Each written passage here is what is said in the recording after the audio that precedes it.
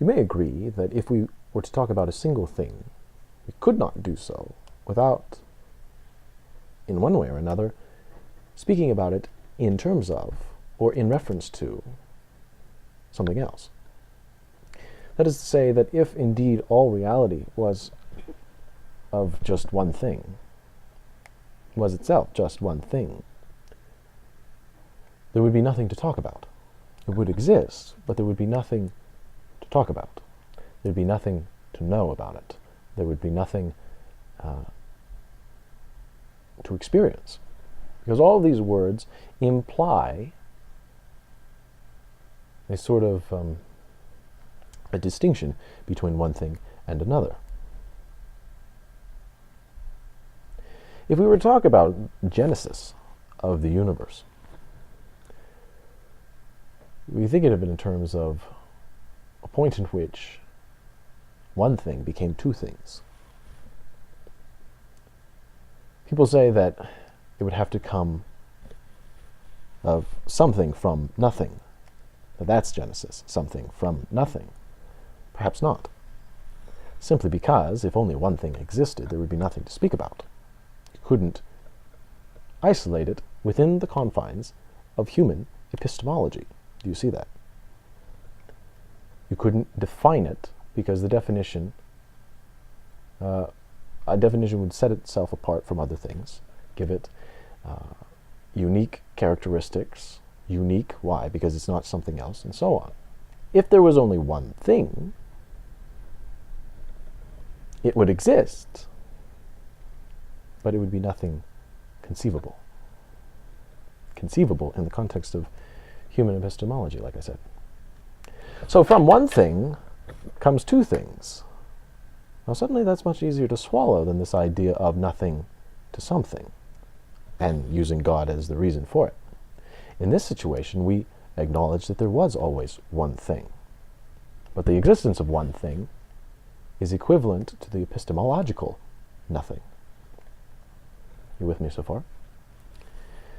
Once the one thing begat two things, essentially what was done, the only thing that could be done, is to establish a line that was drawn against itself. That one thing, that is. And in that we have an opposition of forces. Then stuff happens. Happens, that is, moves. We have the possibility of movement, the transition from one thing to another, in terms of ratio, if anything else. If we have A and B, then we can have an infinite number of things, all comprising of merely the ratio of A to B in all the different ratios that could be conceived, mathematically being infinite, right? So then what is the line? What is this line? It's a trinity, more or less. You see, the one thing that can exist without anything else existing is potentiality. That is to say, potentiality of the ultimate and infinite form. And that which is conceived is manifested. Once something is conceived, it becomes manifest, and the rest is the leftovers. That which is conceivable, but that doesn't manifest. In the end, we have a trinity of man, God, and earth in between. God being the infinite potentiality, physicality being the world, earth, all of physicality, being the line drawn against itself, being that the line that was drawn against God, by God, the line he drew against himself. And the leftovers, so to speak, the divine leftovers, that is to say, the ability to conceive but not manifest, is the mind of man. In this,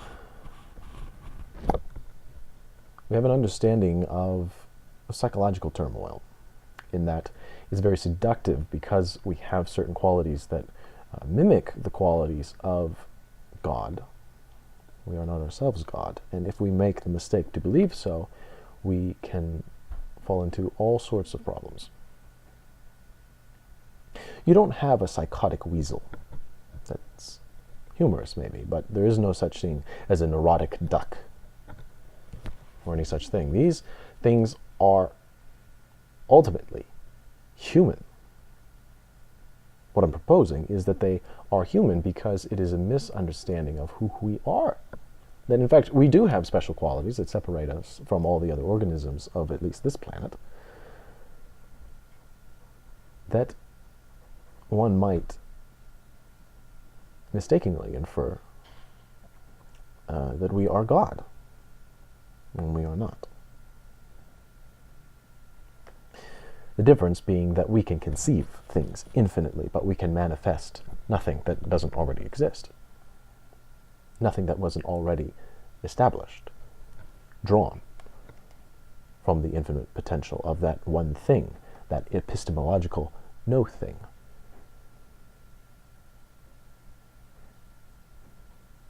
The application to all of this is simply to recognize genuinely when you're trying to be God. The application actually turns out to be quite Buddhist, in that Buddhism teaches samatha and vipassana. This is the Theravadan tradition, the older one, the first one, I might say, where they simply teach to be aware actively. Why would you do that? Well, because for a human being to be aware of his mind gives him the tools to distinguish, to determine fact from fiction. What impulses does he have that are based in the actualized reality? And what impulses does he have that are rather the result of the divine leftovers of human consciousness? If we can establish that and understand our limitations, ultimately we have answered the question of who we are. And if there is any better cure to any kind of psychological disorder, even the one so subtle that we all figure is just normal, I don't know what else would be.